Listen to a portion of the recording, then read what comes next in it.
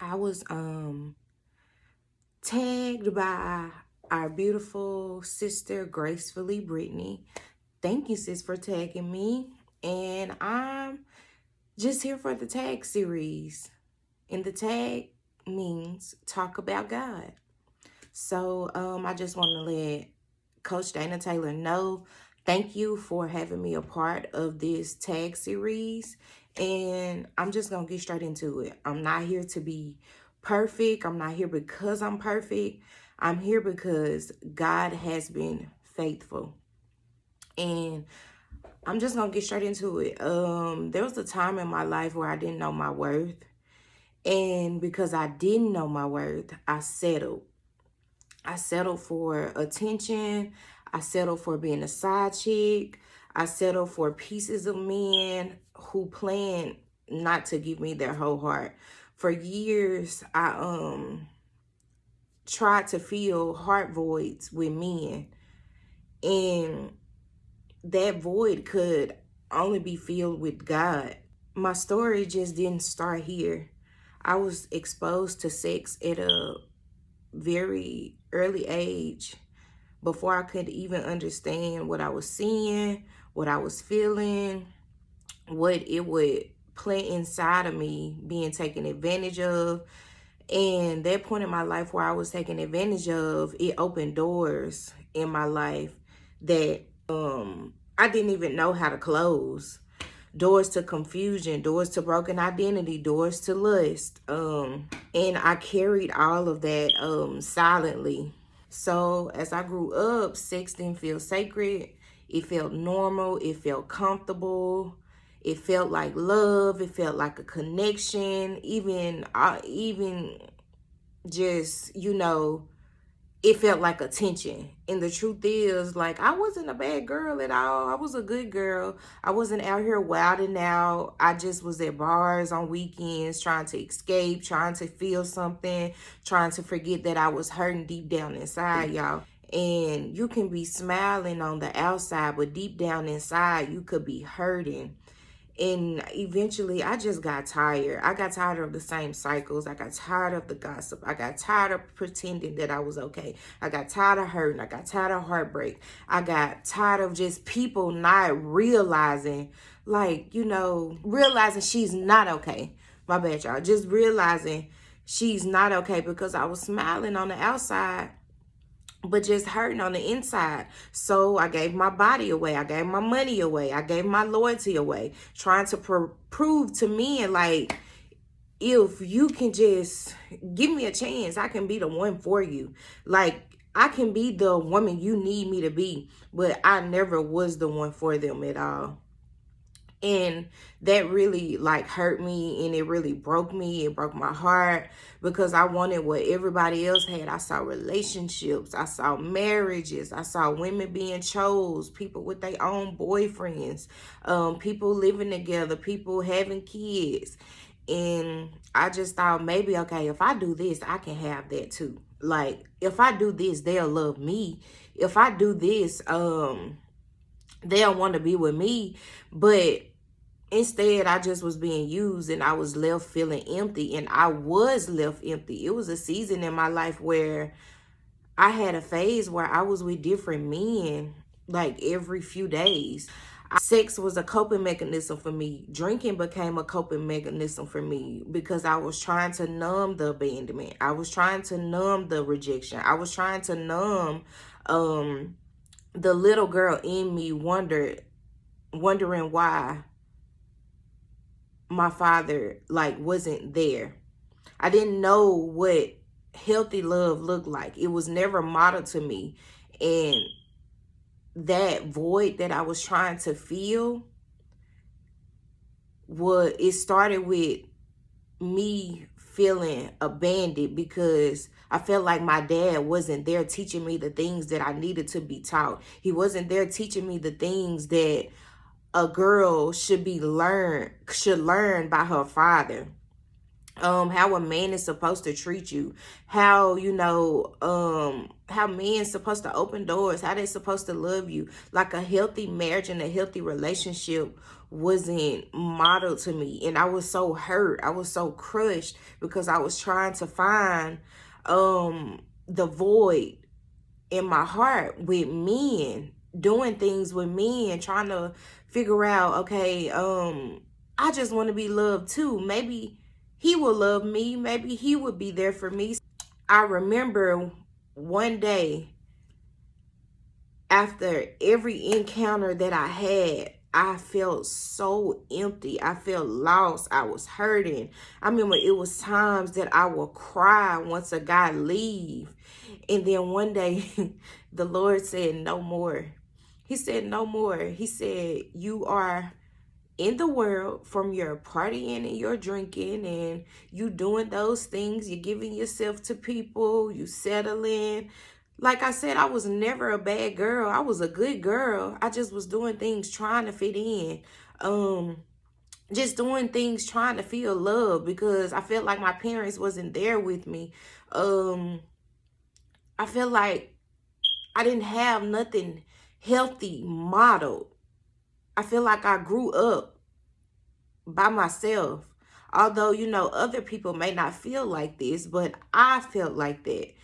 And something that may look small to y'all, it's big to God, and it changed my life. And the Lord told me, he said, I choose you. And when I chose him, he started to remind me of who I was. He told me that I'm I'm set apart, not set aside. I'm not nobody's side piece. He told me that I'm loved. He told me that I'm forgiven. And in order for me to be forgiven, you got to forgive the ones that hurt you.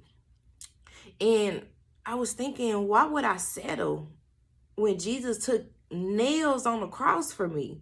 Like, this man literally got beat on. He got spat on. He got nails in his hands and his feet. He got a crown of thorns put on his head for me. So I'm like, girl, why would you settle? And this man went through all of this for you. He told me that I'm a daughter of the King. He started healing wounds that I didn't even know I had. He started showing me things that I didn't even know that happened to me. That's where the being taken advantage of came in. He showed me, but he was like, I'm going to show you this and I'm going to heal you right here. And he just started to heal the wounds, all the tags that the enemy had labeled on me. The enemy had rejection labeled on me. The enemy had lying, stealing, being taken advantage of, rejection. I said rejection, but rejection. He had lust tagged on me.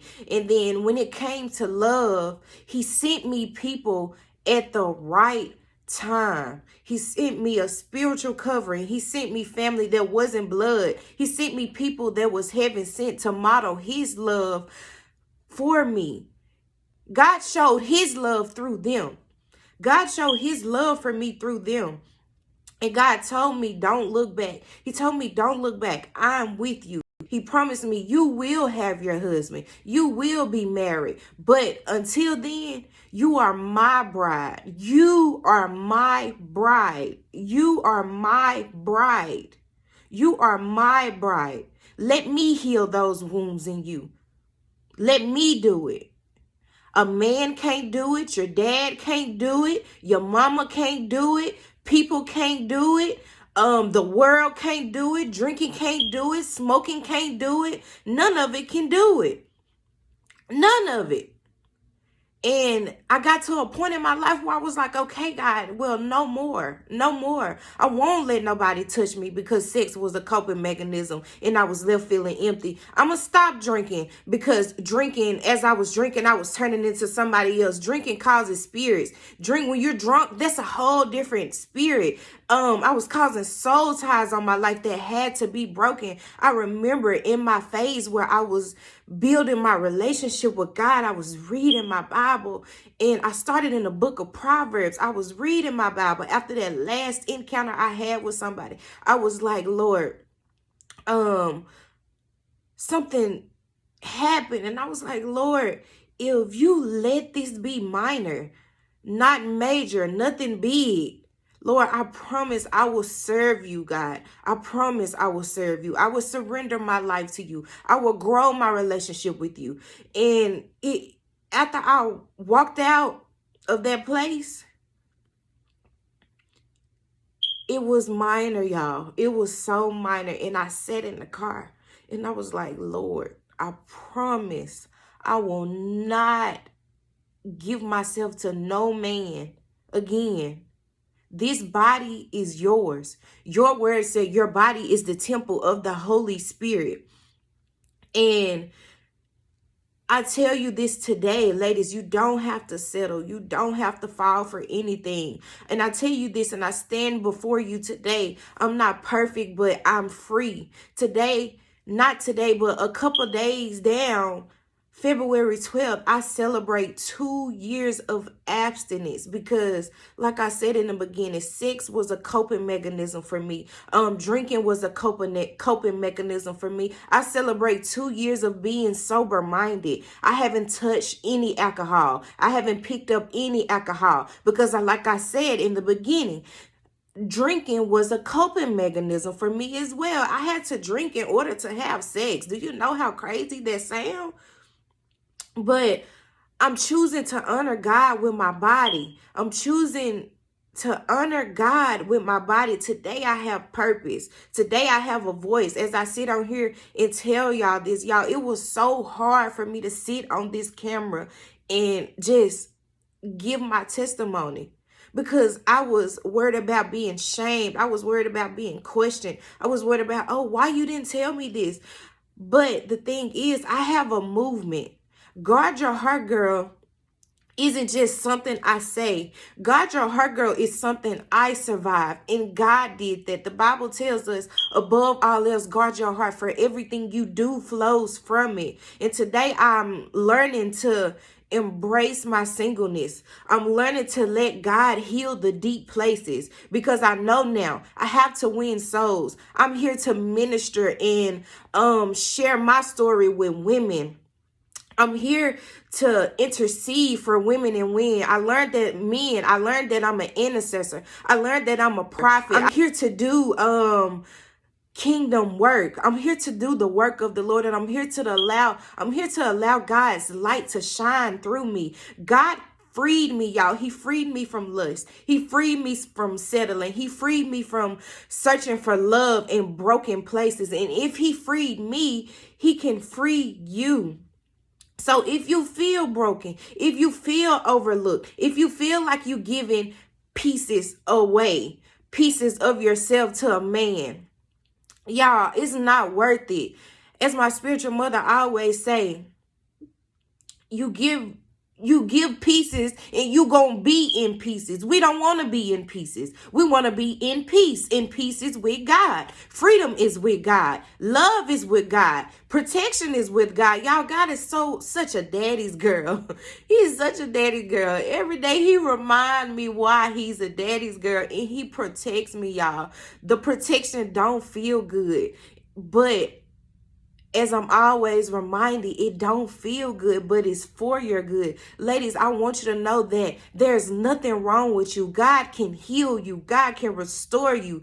God can rewrite your story just like he's rewriting mine. I'm not perfect at all.